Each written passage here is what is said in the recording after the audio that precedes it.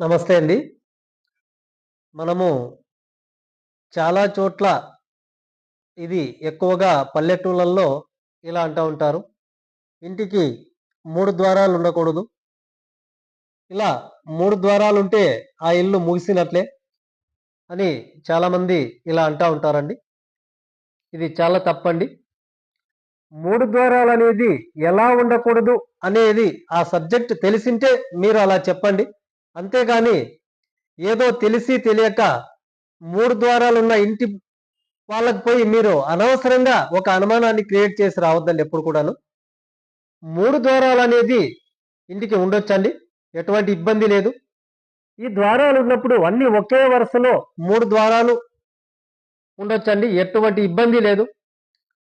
ఈ 3 ద్వారాలు ఎలా ఉండకూడదు అంటే ఒకే గోడకు, ఒకే గోడకు అంటే ఒక ఇల్లు అది తూర్పు అనుకున్నా, ఉత్తరం అనుకున్నా, ఎటువైపు అనుకున్నా అంటే చాలామంది ఏం చేస్తా ఉంటారంటే ఒకే రోడ్డుకు 3 ఇండ్లు జాయింట్‌గా కడతా ఉంటారు.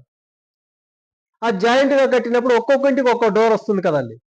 అలా వచ్చినప్పుడు దీన్ని మనం 3 ద్వారాలంటామండి. అలా వచ్చినప్పుడు ఈ 3 ద్వారాలనేది మనకి కొంచెం దోషం కలిగిస్తుంది. అంటే ఇది కూడా పెద్ద దోషమైతే కాదు. కొంతవరకు మాత్రమే.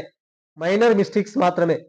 అంతేకానీ అలా కాకుండా మన ఇంటి లోపల మెయిన్ డోర్‌లో నుంచి దొడ్డిదారి వరకు వెళ్ళే ఈ డోర్‌లన్నీ ఒకే లైన్‌లో ఉండి, ఇవి 3 ద్వారాలున్నాయని చాలామంది వీటిని అనుమానం పడతా ఉన్నారండి. ఇవి కాదండి. ఇలా 3 ద్వారాలు ఉండకూడదనేది ఇది చాలా తప్పండి. ఇవి 3 ద్వారాలు ఉండొచ్చు. దీని నుంచి ఎటువంటి నష్టము లేదండి. పైగా దీని నుంచి మనకు ఒక మంచి కూడా జరుగుతుందండి. ఈ 3 ద్వారాలు ఉండడం వల్ల. కాబట్టి అటువంటి ద్వారాలను తీసేసి చాలామంది ఏం చేస్తా ఉన్నారంటే, ఈ 3 ద్వారాలు వద్దని 2 ద్వారాలే పెట్టేటి ఒకటి ఆర్చ్ మాదిరి ఏర్పాటు చేసుకుంటున్నారు. ఇలా ఏం భయపడకండి. ఏమీ కాదు.